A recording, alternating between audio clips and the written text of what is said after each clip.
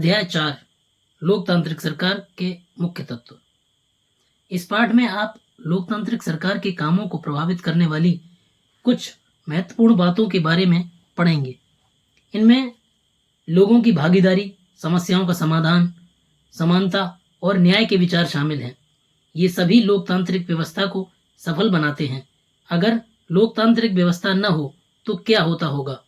आइए इसे जानने के लिए दक्षिण अफ्रीका में रहने वाली माया की कहानी पढ़ें।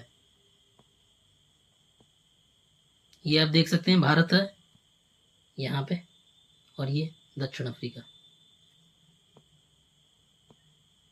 दक्षिण अफ्रीका एक ऐसा देश है जहाँ कई प्रजातियों के लोग रहते हैं, श्वेत, गोरे, अश्वेत, काले, जिनकी त्वचा का रंग सांवला है जैसे भारतीय। जोहान्सबर्ग में रहने वाली 11 वर्ष की दक्षिण अफ्रीकी लड़की माया नायडू एक दिन पुराने बक्से की सफाई करने में अपनी मां की मदद कर रही थी। उसे एक रजिस्टर स्क्रैप बुक मिला जो अखबारों की कतरनों और तस्वीरों से भरा हुआ था। उसमें एक 15 साल के स्कूल जाने वाले लड़के की बहुत सारी तस्वीरें थी। माया ने जब उस लड़के के बारे में अपनी मां से पूछा तो उसे पता चला कि उसका नाम हेक्टर पीटरसन था। उसको पुलिस ने गोली मार दी थी। माया को बड़ा झटका लगा। उसने पूछा, क्यों?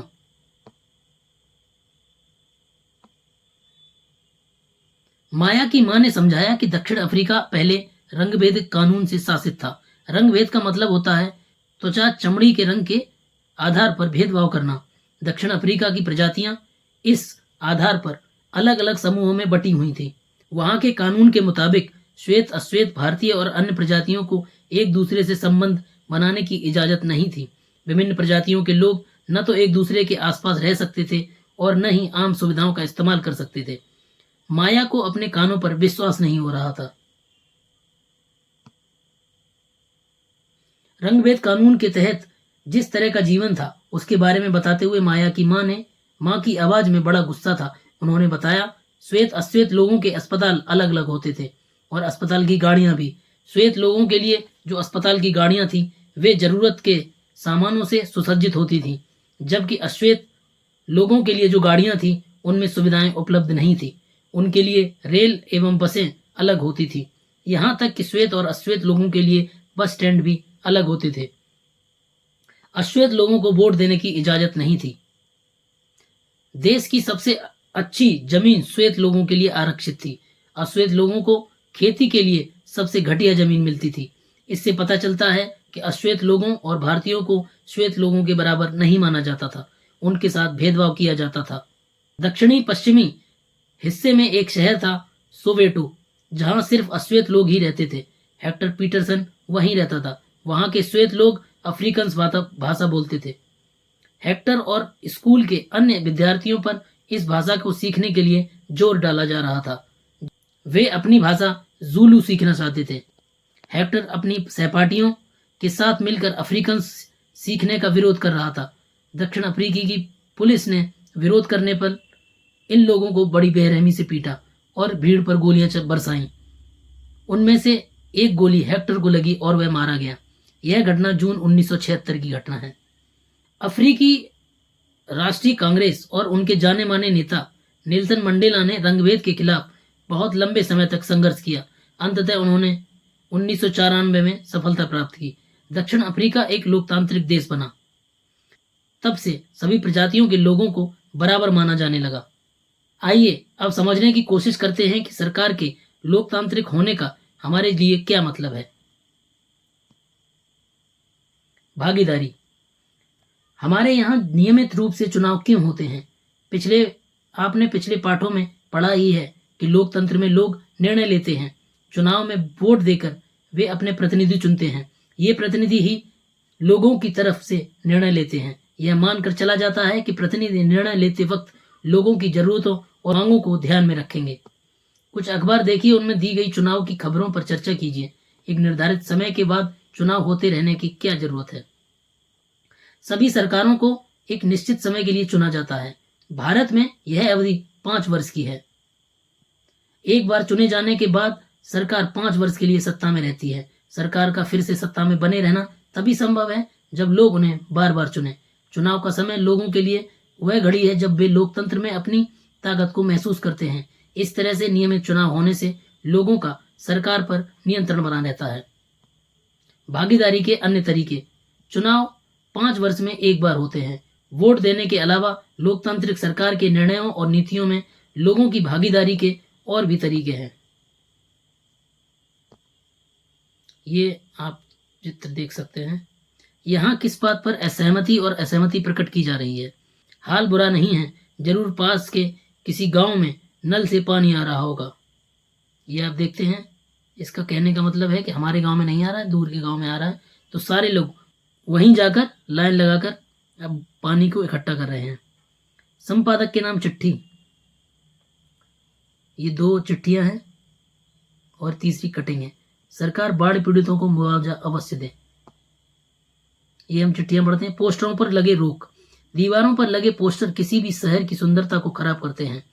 कई बार पोस्टर महत्वपूर्ण स्थानों एवं साइन बोर्डों पर चिपका दिए जाते हैं।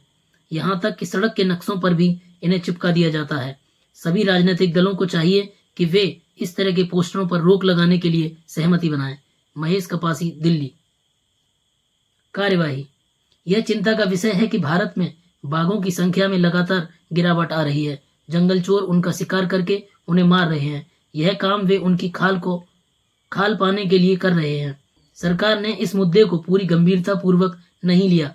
सरकार को इन पर जल्दी से जल्द कार्रवाई करनी चाहिए। जंगल चोरों को गिरफ्तार करना चाहिए और बाघों की सुरक्षा के लिए बनाए गए कानूनों को लागू करना चाहिए।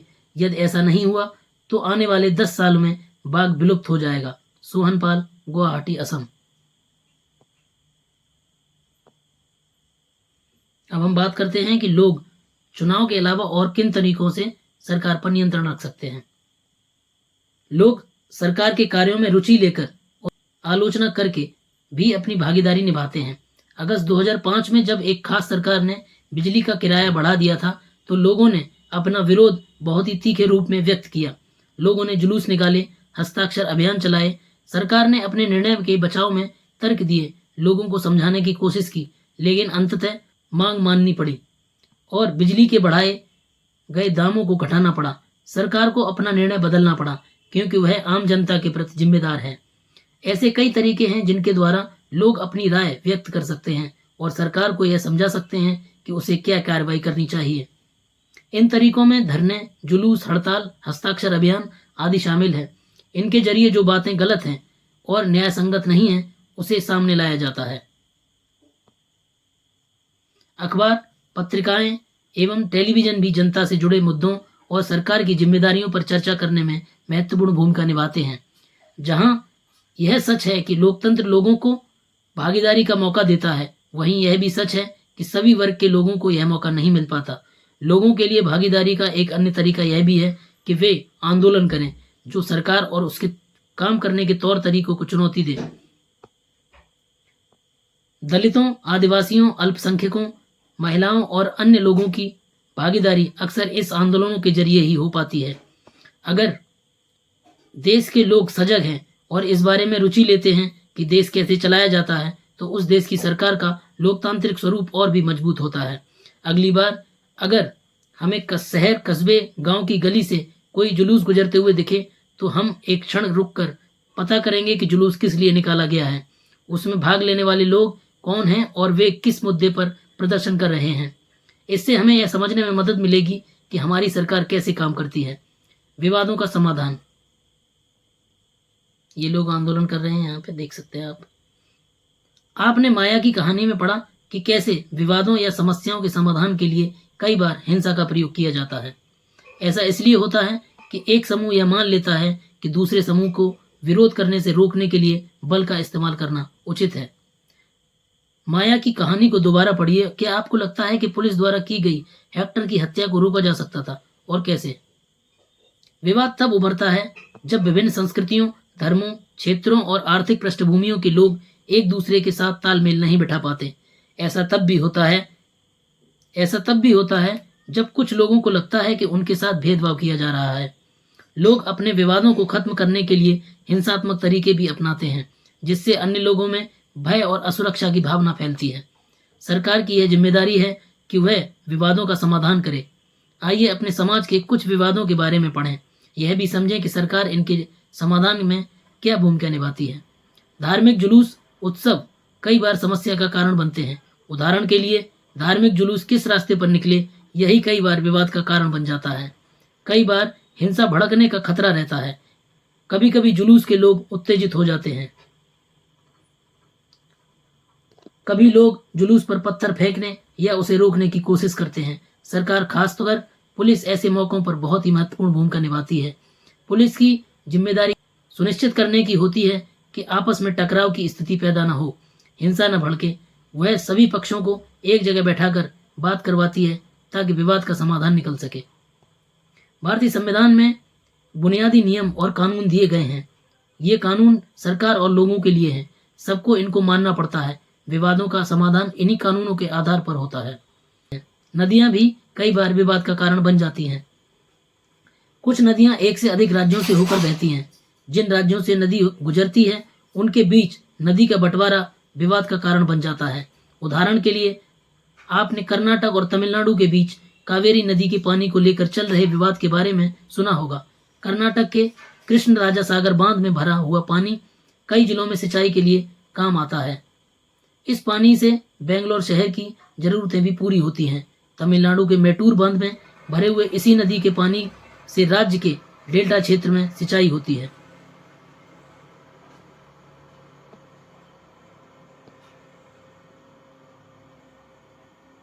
पिछले 30 सालों से दो राज्यों का विवाद का मुद्दा रहने के बावजूद कावेरी शांत स्वभाव से बहती रहती है। दोनों बांध एक ही नदी पर बंधे हुए हैं। कर्नाटक का कृष्ण राजा बांध कावेरी नदी के ऊपरी छोर पर है। तमिलनाडु का मेटूर बांध निचले छोर पर। मेटूर बांध में पानी तब भी भरा जा सकता है जब कृष्ण राजा सागर बांध से पानी छोड़ा जाए।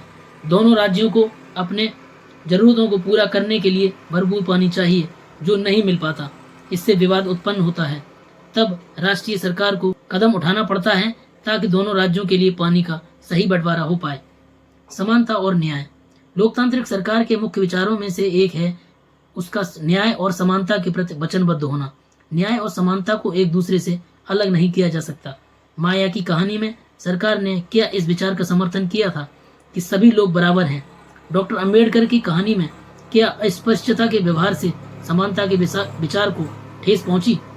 अस्पृश्यता या छुआछूत की प्रथा पर अब कानून द्वारा रोक लगा दी गई है। लंबे समय तक दलित लोगों को शिक्षा, स्वास्थ्य, यातायात की सुविधाओं से वंचित रखा गया। पहले हालत यह थी कि उन्हें सार्वजनिक मंदिरों में घुसने तक नहीं दिया जाता था। डॉक्टर अंबेडकर, जिनके बारे में आपने पहले पढ़ा, और कई अन्य लोगों ने जोर देकर कहा कि यह प्रथा अमानवीय है। न्याय तभी प्राप्त हो सकता है जब सभी लोगों के साथ बराबरी का व्यवहार हो।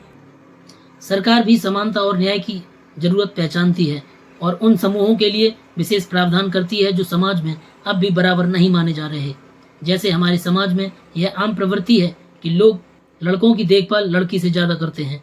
इसका मतलब है कि समाज लड़कियों को उतना महत्व नहीं देता जितना लड़कों को देता है। यह धारणा गलत एवं अन्यायपूर्ण है। इसे दूर करने के लिए सरकार ने कुछ कदम उठाए हैं। सरकार ने कुछ विशेष प्रावधान किए हैं जिससे लड़कियां अपने साथ होने वाले अन्याय से छुटकारा पा सकेंगी। उदाहरण स्वरूप सरकारी स्कूल और कॉलेजों में लड़कियों की फीस खत्म या कम करने का प्रावधान किया गया है।